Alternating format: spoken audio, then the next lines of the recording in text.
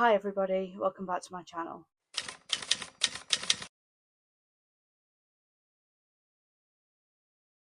So in today's video, what I'm going to be doing is my June reading wrap up. I have been in the most horrendous book slump ever and just don't really feel like I want to pick up a book at the moment.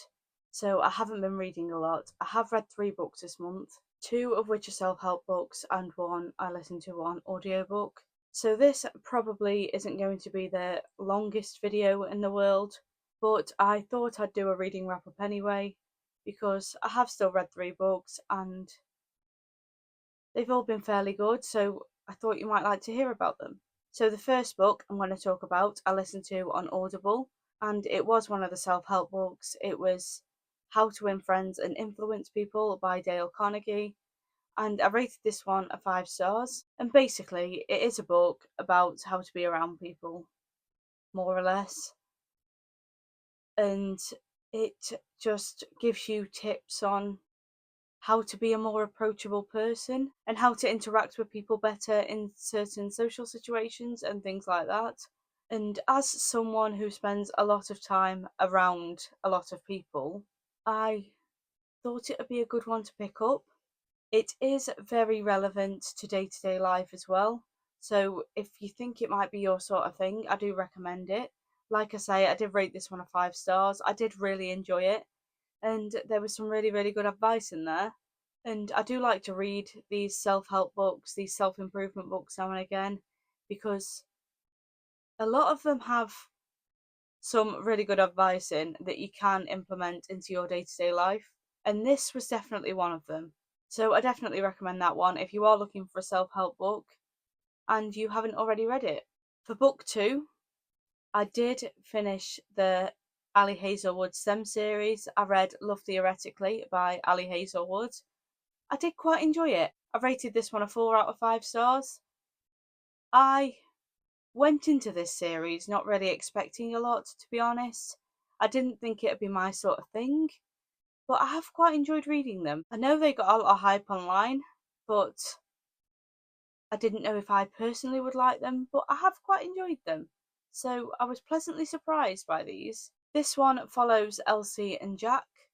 Elsie goes for a job interview at this university, and she ends up realizing that she will be working with Jack, who is her mentor's enemy, if that's the right word.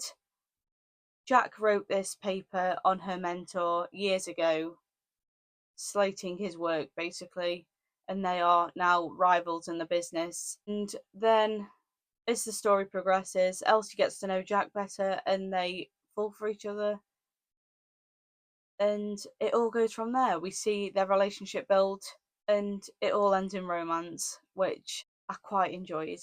I really like the fact that Ali Hazelwood has written about women in science, because that is not something that's written about a lot.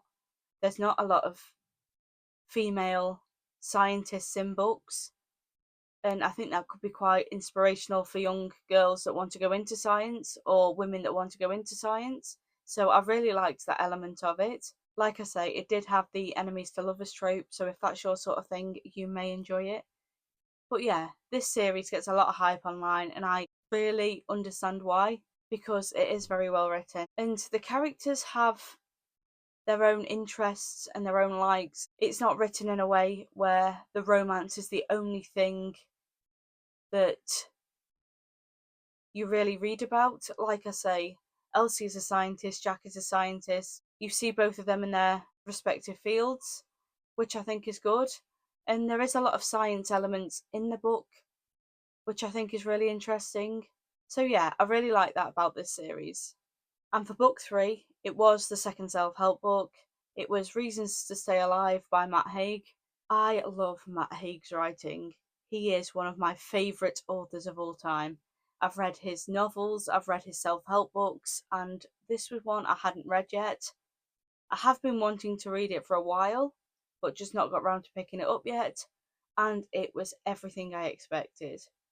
It was so good. It's sort of a crossover between a memoir and a self-help book, if that makes sense. He writes about his time with depression when he was younger and how it's affected him and the things he was thinking and feeling and how he got through that. It was really quite emotional in places, and I really liked the vulnerability of it and how he describes what he was feeling. And writing about things like that is not an easy thing to do. So I really respect him for writing this book. It has gone on to help thousands of other people, and it's one of those books that I think is really important to read because mental health is something that isn't really spoken about as much as it should be. So it's a really important book, and I rated this one a 5 stars. I really enjoyed it. Matt Haig, like I say, is one of my favourite authors, and I was expecting great things anyway, but it was absolutely amazing. So, again, if you think this will be your sort of thing, if you think it's something you will benefit from, I definitely recommend it. So, yeah, like I say, this video was quite short and sweet because I haven't read a lot this month. I am hoping to read a bit more in July. I have already picked my July TBR, so if you want to watch that video, it should be up already. So yeah, thank you for watching. I really hope you enjoyed today's video. If you did enjoy it, please like, comment and subscribe underneath, and I will see you all again next week.